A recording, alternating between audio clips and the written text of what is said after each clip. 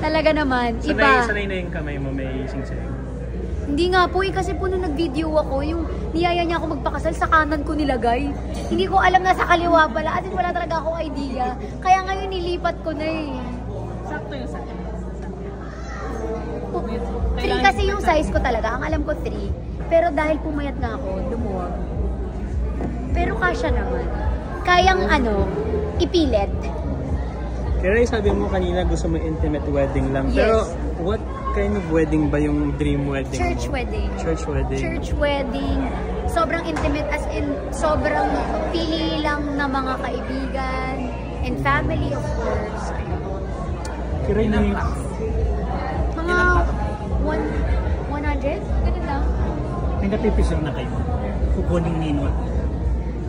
Minessage ko na si Ate Marian Rivera. Oh. Nag-yes naman siya. Oh. Si Sir Gary V, nag-yes naman. And yung bridesmaid ko, yung mga ka-close ko lang talaga, like Ate RC Munoz, groomsmen, si Enchong, na nagre-relapse kagabi. Oo, natutuwa ako kasi nag-chat talaga siya. As in, nagulat ako, nag-post siya.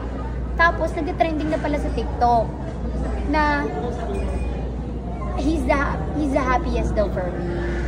Kaya natutuwa naman ako na masaya siya para sa akin. And nag-oo na siya, pupunta siya sa kasal. And Miss Ai de las Añas. Wow. Si Willie. Pwede naman.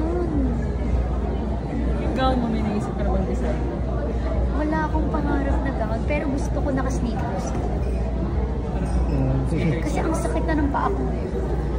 Sobrang sakit na, hindi talaga ako sanay sa heels. Pero gusto ko, pinaka-komportable ako sa kasal.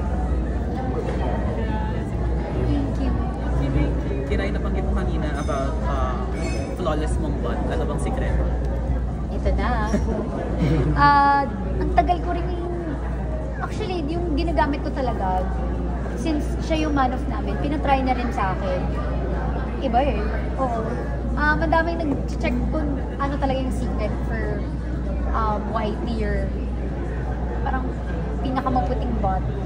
Pero ano lang talaga, self-care and talagang self-love. Kailangan lang talagang maging, alam mo yun, igabi-gabi mo, araw-arawin mo. Kailangan lang maging consistent ka. Consistent ka lang talaga kung gusto mong i-achieve talaga yung mga puwet na yun. Pero alam nyo naman, kilala nyo naman ako pala, post ako ng puwet, di ba? Kasi yun lang naman yung kaya kong i-offer. Dahil wala naman tayo. Pero yun na nga, ngayon ko na i-share yung secret paano pumuti ang puwet. Hindi namin nakita yun.